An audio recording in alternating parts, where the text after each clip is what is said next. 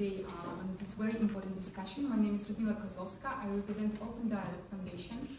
Our organization dedicated to protecting human rights, monitoring of freedom of the speech, and supporting democratic process in post-Soviet region.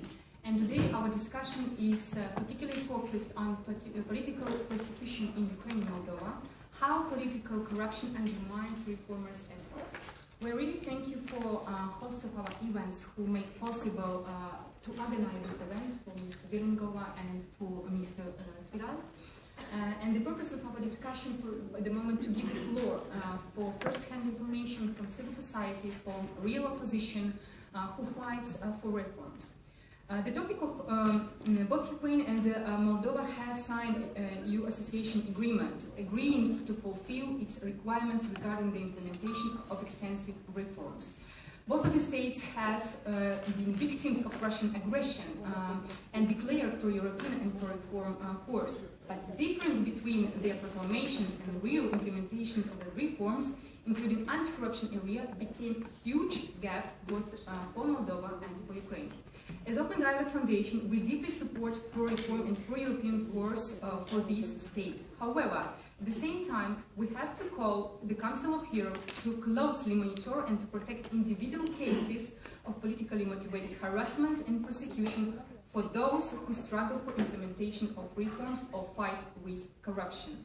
I will start with a short background of two countries which presented in our two recent reports about Ukraine and the situation also about Moldova. So first, Moldova remains one of the poorest and the most corrupt states in Europe, which caused tension in society and disconnect with the actions of authorities. The current government, formed mainly from persons close to the super oligarch of Vladimir Plakhatnyuk, has sabotaged in implementation of systematic reforms. Furthermore, in the response to the protest, the Moldovan authorities began to prosecute opposition representatives. For the first time in several years, the international community has noticed the presence of political prisoners and political persecutions in the country. In April 2017, Moldovan Parliament adopted the first reading the draft law that allows the involvement of armed forces in order to counteract protest rallies and ensure public order. This means that there is no real will for dialogue with the civil society. And we see the number of the cases which activists, opposition activists who opposed Vladimir Plakhatnyuk have been subject to prosecution. Namely, like Alexander Macedon, Sergei Chebotarev, the right persons who prosecuted just because they are professional activities and human rights defenders, like Anna Ursaki, Eduard Rudenko, and many others.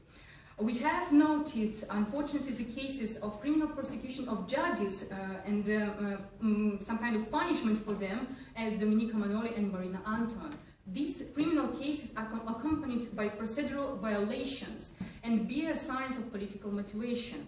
The cases presented in our report serve a clear illustration of the problem, repeatedly pointed out by international organizations in the EU and US. The question is illegal, and that it's used illegal and selective justice, which is used as an instrument to combat political opponents in Moldova.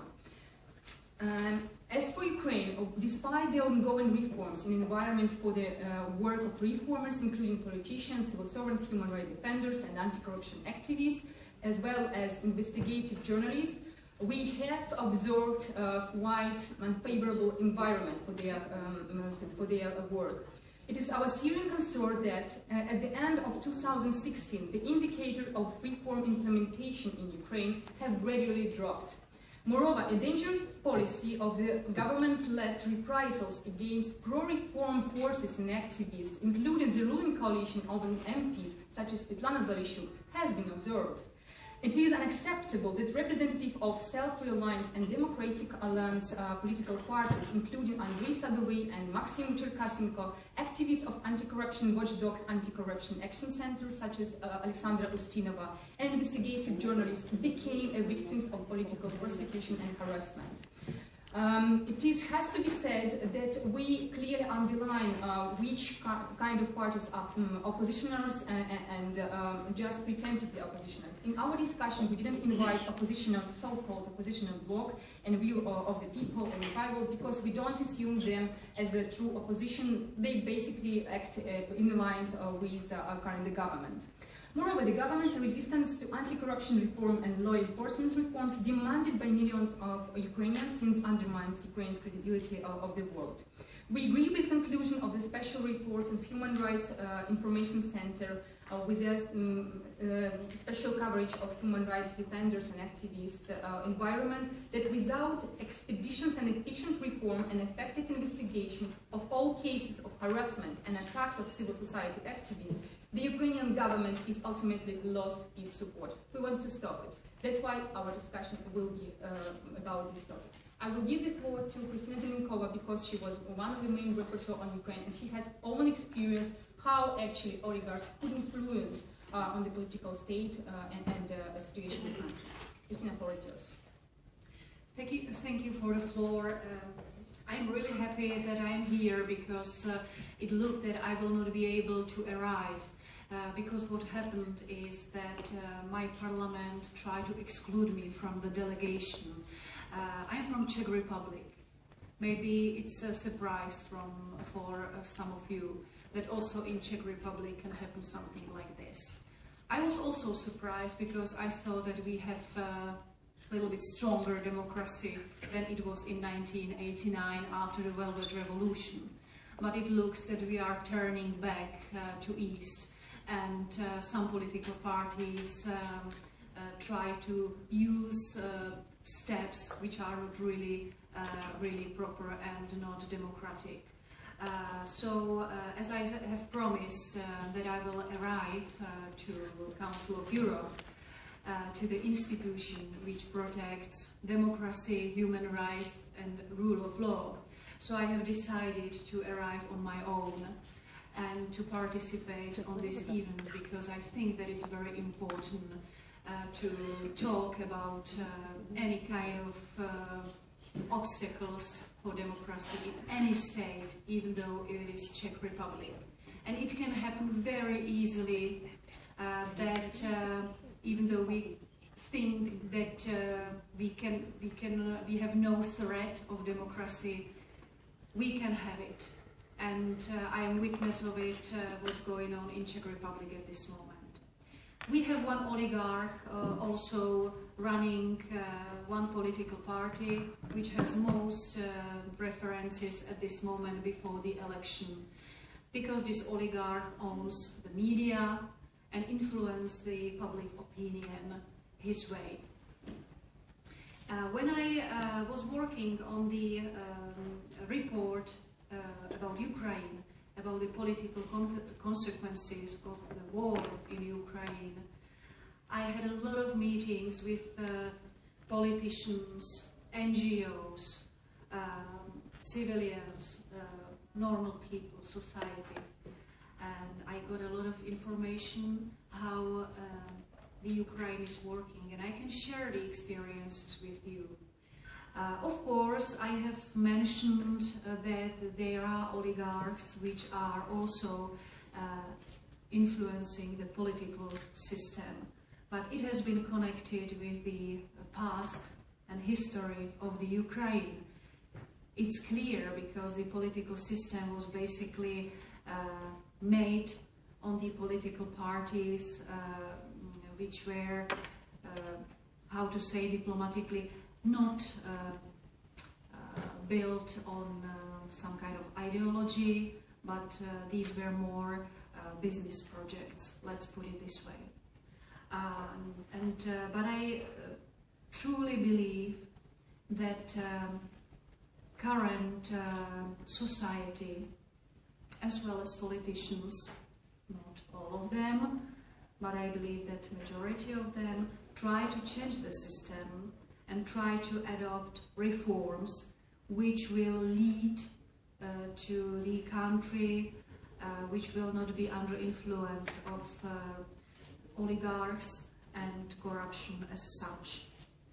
Of course, we know that it will not happen from one day to another one. It will take a long time. And we cannot expect that everything will go smooth.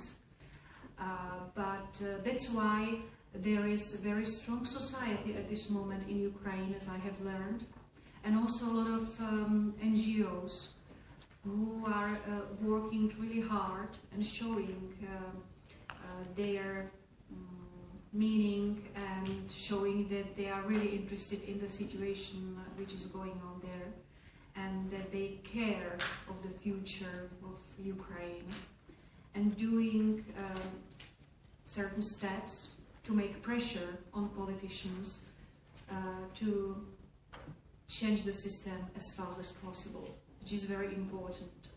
And I wish, if anything similar would happen in Czech Republic, and I hope it will not, but as we have the election in October and nobody knows how it's going to end up, that we will have also a strong society and fully working NGOs who will try to protect us from oligarchism and autocratic systems which are not really democratic. But I hope that Ukraine is on the good way. But we have to help her as much as possible. Nothing is black and white, so I cannot say that Ukraine is ideal or Ukraine is bad, but I believe that it's on the good way. I heard also about a lot of examples from Moldova. I met Open Dialogue Foundation NGO several times, and we have discussed the situation in Moldova, which is very, I would say, desperate at this moment. And if we can confirm that everything what is presenting here by this NGO is the truth, so then we should really concentrate on the situation there and try to help to stabilize the situation. There were some names mentioned during the speech of Lyudmila, but I didn't mention if these there were also names of Dorin Hirtoaka, and the vice president of the Liberal Party, the mayor of the capital Chisinau, and Yuri Kirinchevich, the Minister of Transport, who are at this moment under arrest. So maybe we can explain also during the speech how the situation is with these two people. I must say that at this moment in Czech Republic we have not such a dramatic situation, but I am very afraid that it can happen also there. But let's keep the finger crossed that it will not happen. So let's support each other and lead all our countries to a real democracy. Thank you very much. I would like to give the floor now, first part of our event about Ukraine, to Mikhail Zhernakov, who is representative of Reanimation Package of Reform, director of the Euro Foundation, and board member of the Ukrainian NGO Reanimation Package of Reform. Try to be brief. RPR, or Reanimation Package of Reforms, is a civil society organizations coalition. We are about 80 NGOs at the moment, and we gather more than 300 experts in order to facilitate reforms in Ukraine. And I do agree that we, as Ukraine, we achieved in the last 3 years, we really achieved more than we did in the previous 20-something years of our independence. This is our common achievement, both coalition, opposition, civil society, and the international community. But if we look deeper into the achievements of Ukraine reforms, mostly anti-corruption reforms, we established National Anti-Corruption Bureau that recently investigated the crimes of the officials, of the very high-ranking officials. No other body would dare to actually contemplate. The specialized anti-corruption prosecution that was helping with that. The very comprehensive system of electronic declarations. many of these things were conditioned by Visa Liberalization Action Plan, and that was brought there by Ukraine's civil society. And that's not only, but mainly because of the pressure of Ukraine's civil society and the international community we managed to achieve. And these things, such as the actions of NAVO Anti-Corruption Center and others, the electronic declaration, that was a great threat to the current corrupt system. And that is why the system tries to oppose this as much as possible. And if we talk about the recent events, we see a trend which is now changing, and which poses a great threat to Ukraine's civil society and opposition, who are, in my opinion, the true drivers of Ukrainian reforms. When I'm talking about the new trends, I'm talking about the involvement of state institutions in political persecution of the civil society.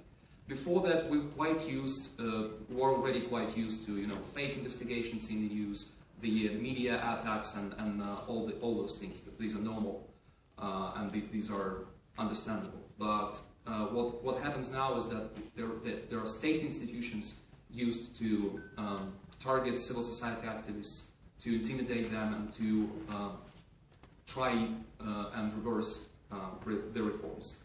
Now, as we see that we got the visa-free regime with Europe, which is a great achievement, but we don't have the Visa Liberalization Action Plan anymore. That means that we're not only slowing with the new reforms, we're also under the threat of reversing what we have. And the same said, NABU, National Anti-Corruption Bureau, is under constant attacks from the members of the coalition, by the way, and so are the civil society activists. One NGO which is the most active in the fight against corruption, which is the Anti-Corruption Action Center, just recently several state institutions which are under president's direct or indirect influence were involved in. And I'm talking about, first of all, the people from the State Security Service of Ukraine organizing protests in front of the house of the head of the Anti-Corruption Action Center, Mr. Shagunin. People going, chasing people, other activists from the Anti-Corruption Action Center when they're coming or going to the airport, from the airport, with information that was leaked through the security service or other state institutions. Just recently there was an army man in front of Mr. Shagunin's house with a summon to try and take him to basically to enroll him in the army, even though they knew for sure that according to his or because of his medical condition, he's not fit to serve in the army. And such things are very threatening to us, because we see it in no other way than attack because of our professional actions and because of our push to reforms. Just to end with, there are constant parliamentary attempts to also undermine and to put the anti-corruption institutions and the anti-corruption NGOs under even more pressure. And the law that was passed a couple of months ago on the electronic declarations for civil society activists and other undisclosed number of people who deal with anti-corruption. And in that way, system kind of tells everybody that and tries to pose the same say pressure on civil society activists, even though we have nothing to hide these laws that gives great pressure on undefined number of people is a great threat which happens nowhere in the world but Ukraine. So we would like to turn attention to it, and we would like to hear also from the people and members to the Parliamentary Assembly for the President's fraction, why is it so, what's their view on that, and how we can not repeat such mistakes as the other regimes around the world. Thank you. Thank you very much. I would like to ask everybody keeps to the time. We have everybody 5 minutes. I would like to give the floor to Victoria Wojcicka, a representative of Verkhovna Rada of Ukraine, member of the Ukrainian Parliament, and member of Samopomich Party. Please, floor is yours. Thank you, Ludmila, and thank you for the opportunity to speak in front of this great assembly. And I would like to use this opportunity to tell my own personal story. I work in the Ukrainian Parliament in the Energy Committee, and I take care of all the issues that are primarily related to the energy sector. The one that is one of the biggest in terms of the volumes of operations, one that is always being and continues to be the source of corruption at the highest level. And I do fight the corruption, especially within the parliament. And I will give you 2 examples of what happened to me in my personal fight with the attempt to introduce the corrupt schemes within our parliament. 4 o'clock in the morning, February of 2016, I wake up with my 3-month-old son laying next to me from an awful sound. I hear the noise and I see a flame that goes all the way to the 3rd floor of our house. Our bedroom is on the 2nd floor and the car is parked right beneath the bedroom. I run downstairs yelling and screaming, asking for help from my husband, from my daughter who is 14, grabbing anything that is possible to put off the fire. Well, there was an attempt to basically burn the car, put it on fire so it explodes and would burn the house where we live. That happened the next day after I fought fiercely one of the legislative acts that was initiated by one of the MPs from the presidential party. The one that was supposed to introduce one of the corrupt schemes, a new one, a sophisticated one in oil and gas sector. If you think that the authorities did something about it, no. The president, the prosecutor general, other representatives from the presidential team, they said, oh, this awful case that has to be investigated and the attackers should be found and the person or whoever stands behind ordering this awful act should be taken accountable. A year passed, over a year passed, nothing has been done. I have filed the official request for the explanations of the investigation, where it stands. No reply whatsoever. No one is found. There is no interest in investigating it. The next case, my husband's car was hit by an unknown man wearing mask, a hood, in the car just in the middle of the day. And he literally just walked away from the scenery. And again, it happened on the day when I organized, initiated a committee hearing on one of the biggest corrupt schemes that was introduced by the so-called independent energy regulator that enriched one particular oligarch. Just within the year, he got additional $500 million equivalent of profit from this particular scheme. And guess what? Who made this decision to introduce this scheme? It was the person who was assigned and fully controlled by the president. So we heard great stories about fighting the oligarchs, but in reality we see absolutely different. We see the presidential administration and the government using actually governmental institutions that allow to enrich few, protect the vested interest, and as a result our anti-corruption agenda is at risk. Indeed, myself and my colleagues, we are fiercely fighting the corruption. We are pushing for reforms. The first year was a year of success in terms of introducing reforms. But as one person here we met said, it's not enough to adopt good laws, it's about the implementation. And this is where we have the biggest bottleneck. We have put together a great piece of legislation, a package on fighting the corruption, but there is one link that is still missing. It is an independent anti-corruption court. We have great independent national bureau on fighting the corruption, but we are missing the courts. Courts, unfortunately, are not reformed and we don't see much of the progress. And I want to also mention that it's not just me who's being attacked. It's my colleagues from my faction.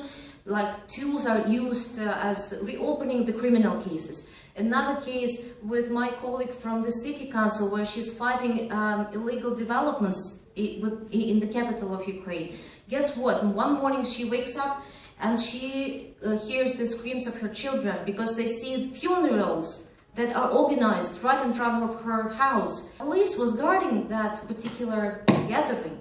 So it's not just one case, it's systematic, very mean approach in fighting the opposition. And what we want you to understand is that unless there is a real result in fighting the corruption, we cannot even talk about human rights in Ukraine. Thank you.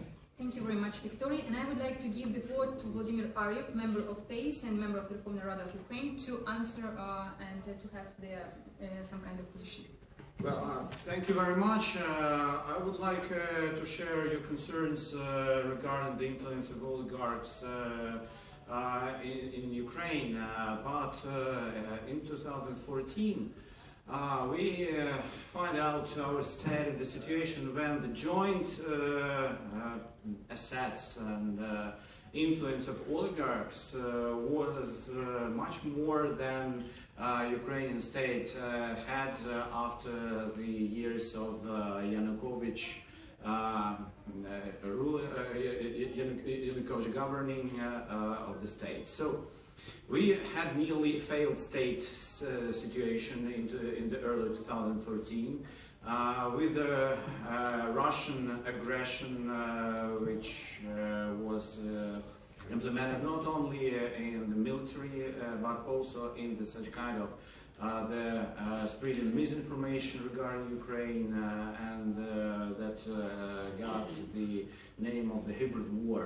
And I would like to using the moment to attend tomorrow at 1 o'clock the presentation of the book for the hybrid war in the room 14. But anyway, I see, of course, opposition will paint everything in the black colors, especially in Ukraine, to use international platforms and international floor for having their claims for interpolitical right, political fight. But what I would like to comment something that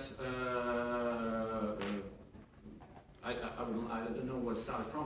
First of all, I would like to inform you that last week state prosecutor tabled to the parliament the motion for bringing to criminal responsibility 5 MPs. 2 of them was prepared by National Anti-Corruption Bureau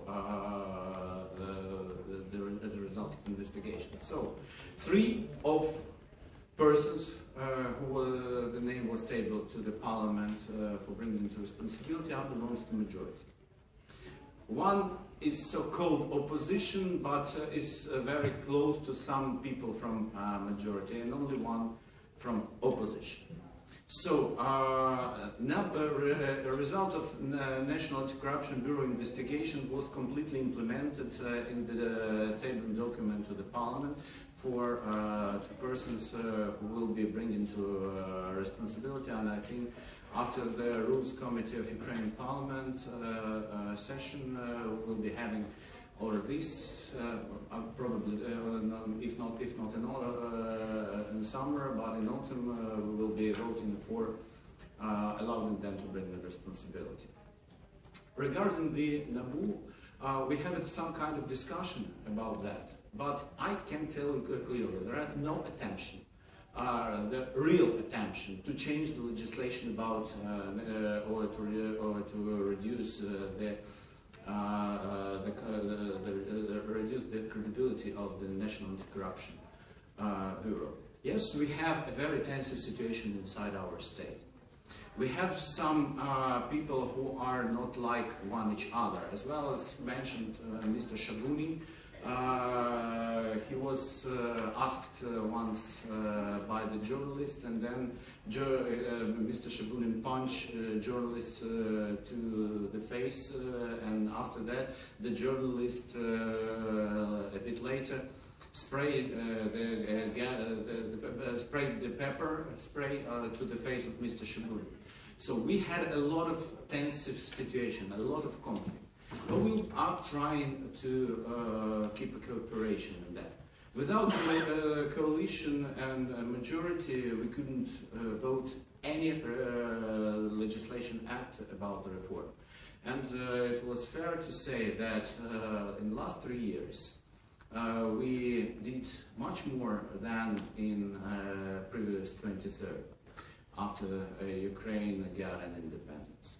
I think we should not put our interior political fightings to the international floor. First of all, we should resolve it in our state.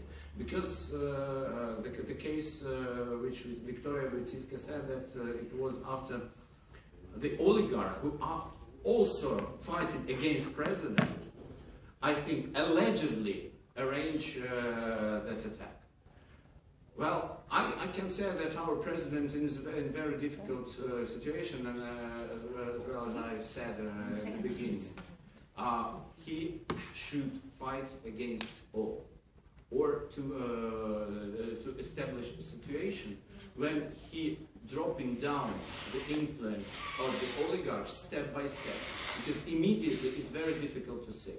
And finally, I would like to show you, unfortunately, Mr. Kozlovsky didn't allow me to use... Unfortunately, you used all your time already, 1 minute even past. Okay, may I have 30 seconds, please?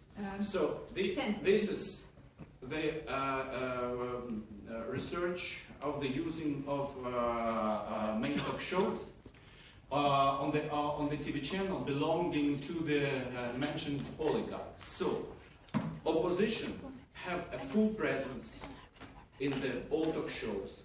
Within the share, they have more than the share in the parliament. They have more to express it in the Ukraine. So, give the floor for our Moldovan also. Okay, so thank you very much for giving me an opportunity to present my position. Thank you very much, and I would like to move at the moment to Moldova, and afterwards we will have discussion of the intervention of our very honored guests and members of the parliament, of PACE, Emanuel Zingers and Ms. Mitko. So, Anna Ursaci, the leader of movement Numatem, Moldovan lawyer and human rights defender, founder of movement Numatem, which means I'm not afraid. For us, you're fighting this. Thank you, Vanilla. Good afternoon. Well, Moldova is the state which was perceived here as a new European country. But in fact, our country now is going through a very difficult period, caused by the established oligarchic dictatorship, who throw the country into the total institutional collapse. Rider attacks, hijacks and looted banks, subsequent theft of the billion of dollars from the National Reserve of Moldova were operated in tight complicity with the prosecutor office and properly the general prosecutor, all three levels of judiciary, and including of Supreme Court of Justice and the National Anti-Corruption Center and the National Bank. The main state agencies, institutionally meant to protect and enshrine the rule of law, proved to be the most brutal abusers of the above-mentioned rules. Nowadays in Moldova, to be a judge or prosecutor, it means to be a lucrative business. In case that you accept to be a part of the condemnation machine under the oligarch Plahotniuc command, you are promoted and you are well doing in Moldova. And in the case that you refuse to do that, you are under the risk to be prosecuted and to be fired and to be subjected to different fake accusations. The chairman of the Supreme Court, Mihai Pavliluci, was elected by his second mandate. Immediately after he was signed the decision which allows the transfer of the stolen money from the National Reserve from Moldova to the offshore accounts. And of course, we cannot talk about the rule of law, and we talk in this case about the high level of corruption. And his relatives, for example, Oleg Melnichuk is the chairman of the Rishkan District Court. The court where the most resonant political motivated cases are held. And exactly tomorrow, in this court, will be pronounced a sentence on the very well known here in Europe, Petrenko group case. The case of the group of the persons who were arrested just because they used the right to protest. And this person were put in prison on directly order of Vladimir Plahotniuk, and those who executed this order was nameless. Oleg Melnichuk, who spread the order to his judges, and these judges, despite of the situation that they should be dismissed because of the illegal arrest and maintaining people, when there are a lot of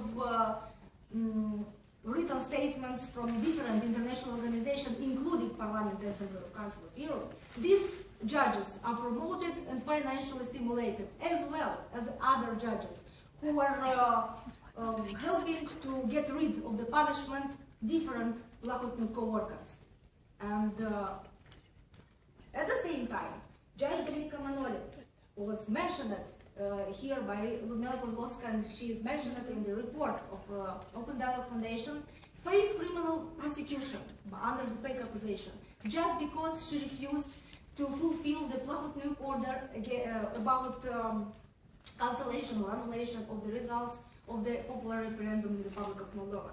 And the judge Dorin Munteanu, the one who refused to issue warrant arrest on my name, because I'm in person politically prosecuted in my country because I was the lawyer and the defender of the most preeminent Plahotniuk enemies. Persons who were testifying against this oligarch, and fortunately for Ukraine they have oligarchs. We have just one, and it's very dangerous. And territory is different. One in and the sad situation of Dorin Munteanu, whom I want to speak about, is that he was immediately fired after he refused, or suspended, when he refused to arrest me, and immediately the messenger of the Plahotniuk was spreading the information to the other judges, telling them what will happen to them if they will refuse to put other person in prison. While other incommode person in prison. And coming to the end of my intervention, I just want to ask you, all those from the Europe who are really our partners, don't keep the blind eye on our regime, because if in such cases as tomorrow, persons will be condemned, convicted, because they use their right to protest, such in the case of Grigory Petrenko, will be convicted Moldova, the whole Moldova country. We want our country back, and we need your help for this. And your help will be, it's very easy to be given to us. Just strong condemnation of the Plahotniuk regime, strong sanctions on the name of the person who are involved in different state crimes in the Republic of Moldova, and loss of accreditation and loss of support to this government, even they just pretend to be European. Thank you very much, Anna.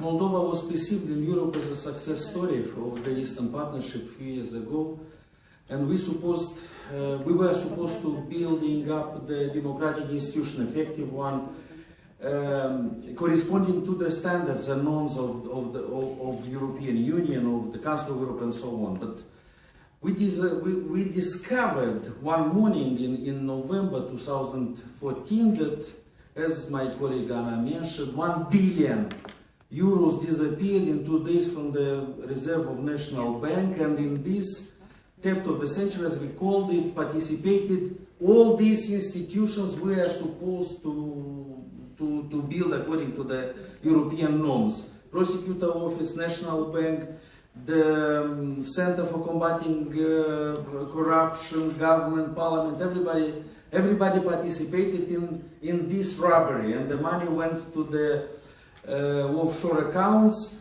and the main beneficiary,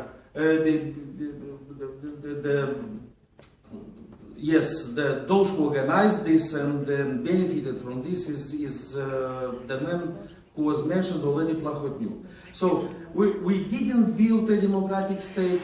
We come to a situation when Moldova is considered to be a captured state, and that is the characteristic given to Moldova by the Secretary General of the Council of Europe in 2015. All the institutions are controlled politically and they are not acting independently, including the parliament and the government. Yesterday, the Prime Minister of Moldova had a speech here in the Parliamentary Assembly, but you should know that the government was voted in 30 minutes with all the procedures were broken, constitutional procedures. In the night, no one question was put to this government, and the majority which voted for this government was the majority made up by political traitors, we call them, by those who was bought by Plahotniuk from other parties. And now we have a majority in the parliament acting not the majority as the result of the people voting, but the majority which was made up by corruption and blackmailing and so forth. The government today has the level of popular support of less than 10%. So they decided, I mean the authorities, the Plahotniuk, because he is deciding everything in Moldova, they decided to change the electoral law because they don't have any chance to get in the future parliament next year, when we will have the elections in the parliament. They decided to move from proportional system to the majoritarian system. And we have the example of Ukraine and Romania, where no one candidate from the opposition won in the constituencies, one-mandate constituencies. That explain why the oligarchs in Moldova, the clan of Plahotniuk, would like to change the system, because they would like to obtain at least 50% of the deputies in the future parliament through this one-mandate circumscriptions.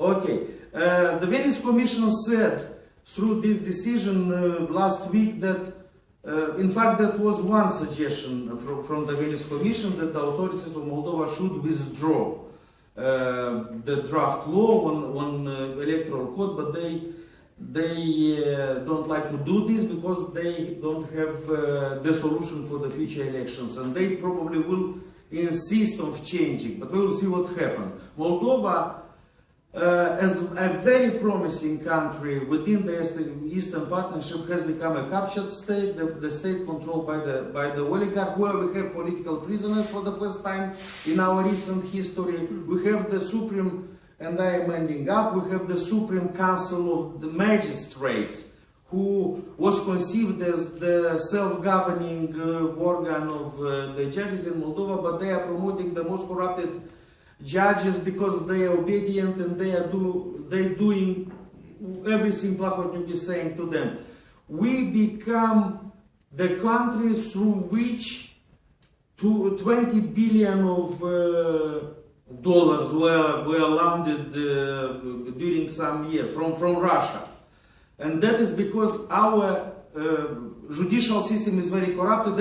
Everybody participated. Judges, executors, and so on. So, fighting with the Russian tanks will become a piece of Russia, but even in Russia, I don't think we have a situation like we have in Moldova. Thank you. Thank you very much. Now I'm opening up discussion, but giving the floor first of all to Ms. Miko and then to Mr. Zingris. Ms. floor is yours. Thank you very much. I just think why I am here. I understand that, well, 5 years I dealt with Moldova very intensively when I was member of European Parliament. I was head of delegation to Moldova. And those 5 years I really had more than 30 times my business trips to Chisinau, and not only. Now, listening all this, what has said, I feel a little bit like deja vu.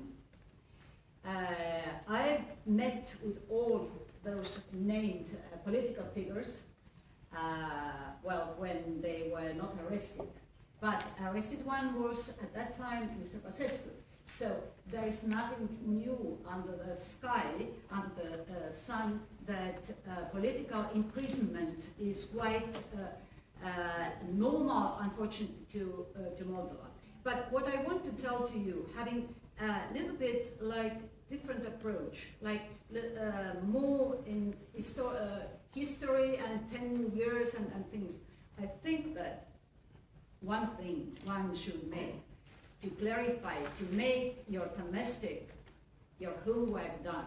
So we can't do here in Strasbourg or in Brussels that Moldova has to be changed. We could, that's true, condemn all wrongdoings. That is in our capacity. But the interesting and the most important thing is that your political leaders coming to Europe and declaring how many laws have adopted, how many things have done, how reforms are going on.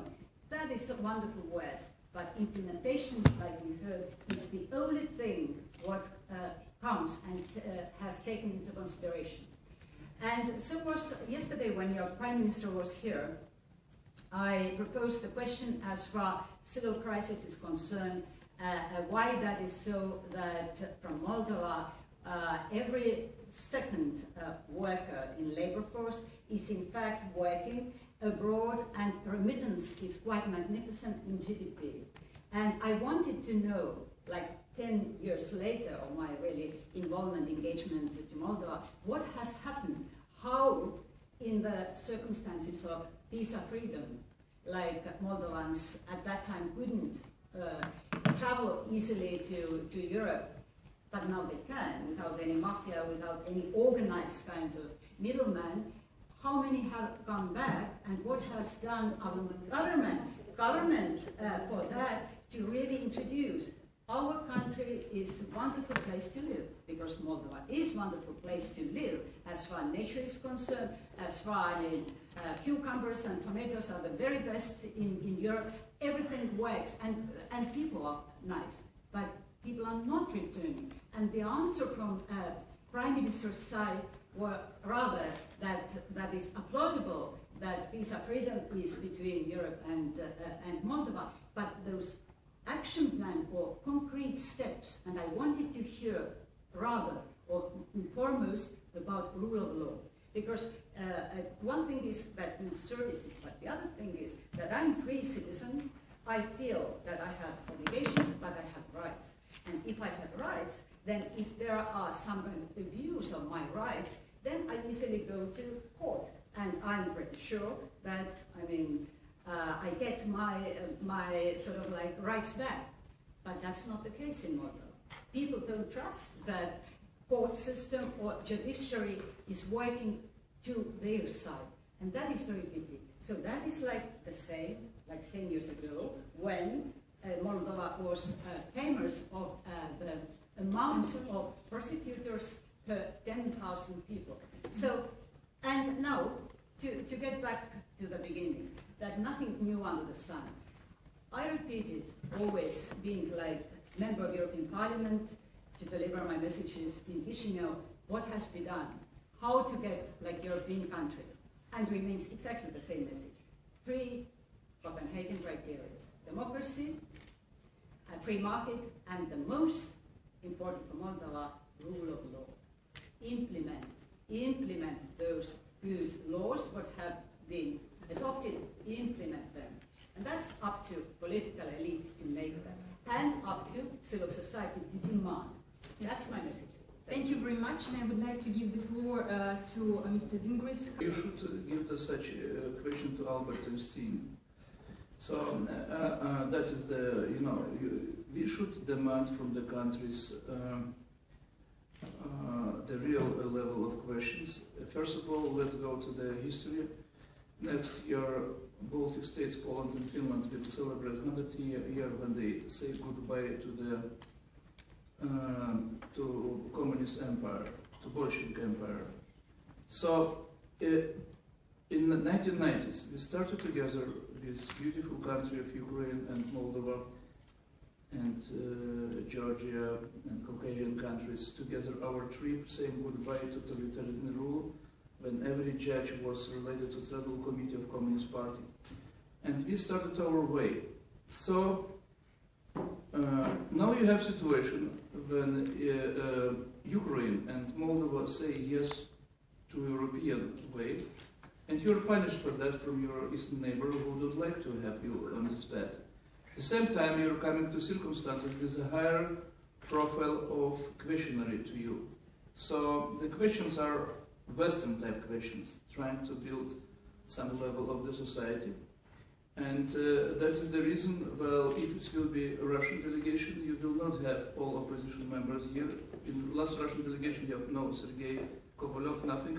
Now you have here people from all parties, members of parliament from Ukraine sitting next to you, and Mr. Ariev, who just won a few months ago the resolution in favor of Ukraine against Russian aggression. You have everyone together. So together, between political groups who have the same aim, how to build a high qualified Western society, you can achieve, and together you can achieve the level of sensitivity to in the government to listen what you're telling, and you're telling correctly. Listen to those very heavy problems we just stated by you. So in this case, if you're doing together with your democratic elected government, not saying that you are opposition to all Ukrainian system, to all Moldovan system, well, the countries choose the Western path, and you are included to the European Union Eastern Neighborhood and just visa-free and European Association Agreement, you achieved in not so easy way. So from our point of view, the problem should be included, but the hope for that is that the people who should listen are together with you. So I hope that Mr. Ariev will be the bridge to inform and to be active, informing about this plenary session, informing your parliament, and not keeping in silence about those enough negative examples you put it in the front. So from my point of view, well, I was always together with Ukraine and Moldova on your path to Western type governments.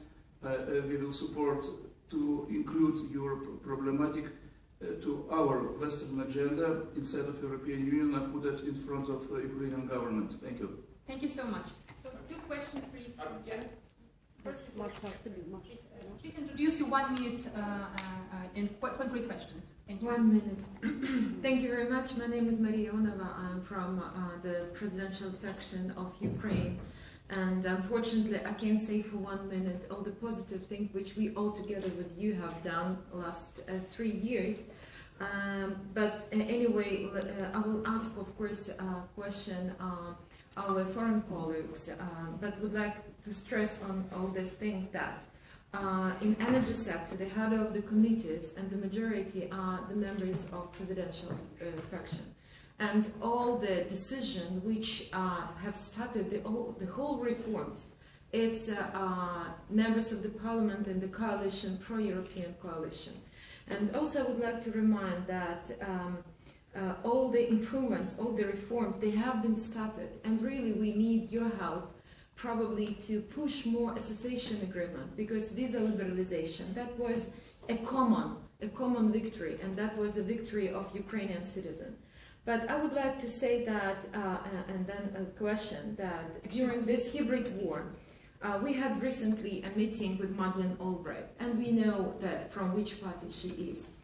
But when we have asked her about Trump administration, about what is going on in USA, you know, telling the truth, she didn't say any word, because they have such a culture that all internal problems, they are not going to spread over the ocean. That is why Christina has been together with us in ATO zone, and of course if other people have questions what we have done for these 3 years, I just want to say that don't miss the chance, you know, to such small internal things, and let's more combine the fight against aggressor.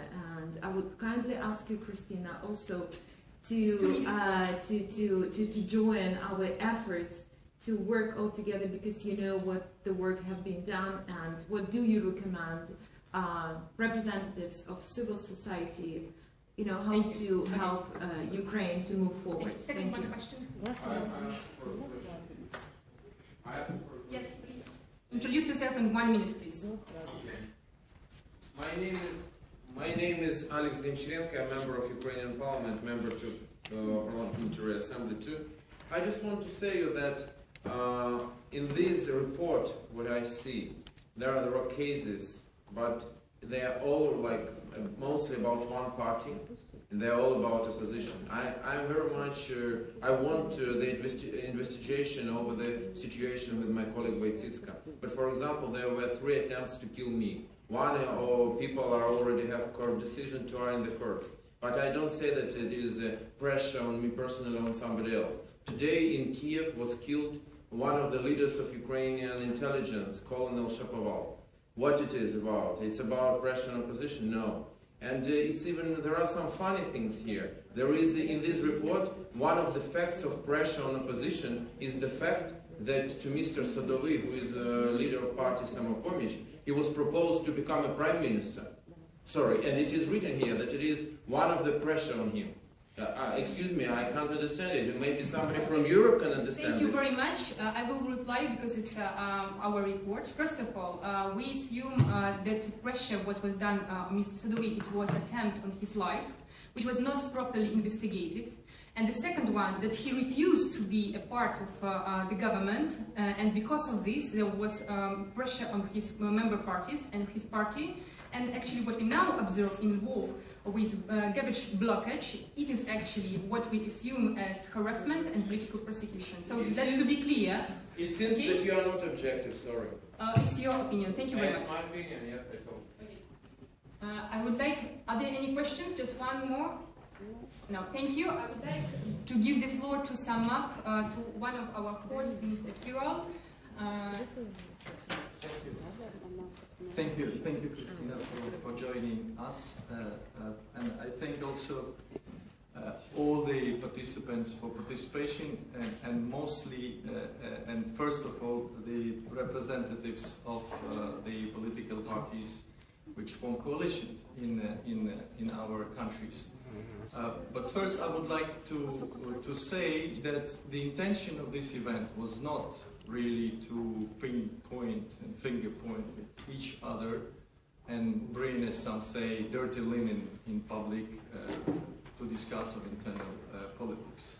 The intention, I think, is and should be to try to draw attention to a really dangerous phenomenon which is crippling the development not only of Ukraine, Moldova, which are being discussed here, but many other nations, particularly the nations in transition, the developing nations, the post-socialist, post-Soviet countries, but also, as we see more and more evidence, the Western Europe, which seem to be immune to this phenomenon. This phenomenon is called political corruption. We've been trying to camouflage it, we've been trying to keep silence about it, about the oligarchs which are behind political parties in many countries, also about the states, which sometimes also follow this policy of corrupting the NGOs, civil society and political parties in other countries. We all know cases about Marine Le Pen taking loans from the Russian banks, and also NGOs, including in this assembly, who are revealing the information about the Russian oligarchs, giving them money to destabilize European politics or discredit this or other politicians. With this respect, I think that this platform, the platform of the Council of Europe, is the right platform to discuss political corruption, because it is indeed a threat for the rule of law, for the human rights, and for democracy. I think there is no doubt about that, and as you know, the Venice Commission is also paying a lot of attention to that, as well as Greco, which is part of the Council of Europe, on how we should restrict access of oligarchs and how we should fight the political corruption in our member states in order for the democracy, which consists of the majority and the minority, to work together for the good of the people. And the trend is not really a good trend. And the cases we've heard today, including Victoria's case or the case about the mayor of Lviv and this waste blockade, it just means that the political corruption which is behind that and fighting the minority in the opposition in our member states is becoming more barbarian, is using more innovative tools and techniques to fight the opposition, which we are not ready for. And this is something which I can do a parallel to what is happening today in this assembly with the President Agramont, where we actually were not ready for this kind of behavior of our president. And we had to introduce the new resolution and make changes to the rules and procedures in order to solve the problem of the ethics of the president, who misbehaved and let down and is now discredited in this organization. So these kind of discussions in this platform, I think, with these kind of cases, should help us to understand better how should we fight back and how should we not let the young states, young democracies, down and help them with necessary tools. And for that reason, the Venice Commission, by the end of this year, is preparing a special report to introduce the necessary guidelines to the member states and make recommendations on how they should regulate and how they should prepare the necessary environment for the majority and the minority to work in a balanced way and without hurting the democracies, the state functioning as itself. So again, this would be my summary, and I thank also all of us for the contribution. And I also would like to invite the members of the Assembly, perhaps we could consider tabling a special motion for the resolution in this Assembly, which will discuss political corruption and how should we deal with political corruption in our member states in the most effective way to be really ready for the future. Thank you very much. I would like to give the short intervention for Mikhailo, and then just to finish our event to Christina. This floor is yours. Thank you very much, Ludmila. There was one question from our partners about, or rather an opinion about whether we should or shouldn't bring political differences and political discussions outside of the country.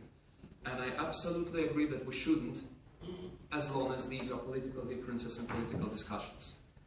If it is about human rights, so basic human rights such as freedom of expression, freedom of thought, freedom of speech, we should absolutely discuss it where it should be discussed, because Council of Europe is a place where human rights are discussed.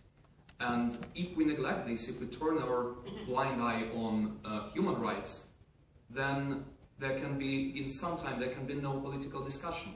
And then we are not better than Russia.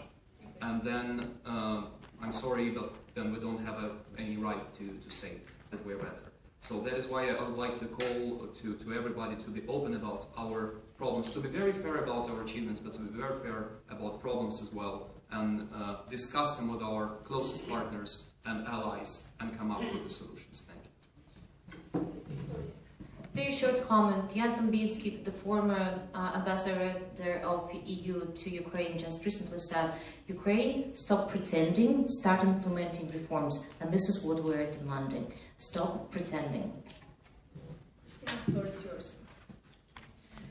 So thank you very much, ladies and gentlemen, for coming for this event. Because I think that it was very important that we could share the experiences from Moldavians, from Moldova, and also from Ukraine. You all know that I'm not here to criticize politicians from one or another country. For me, it's very important to discuss the problems and the issues. You know that I'm always here to support Ukraine and also Moldova in building the democracy in your country and in protection of the democracy. And it's the most important thing, because I see it also in Czech Republic that there is a huge threat at this moment of the democracy. And I am sure for 100% that if anything similar would happen in Czech Republic, that you from Ukraine will come to help me.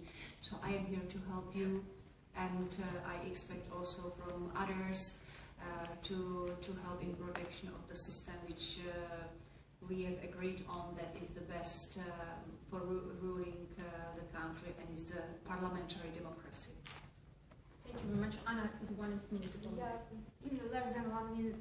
Just was because our colleague asked us why we are complaining abroad.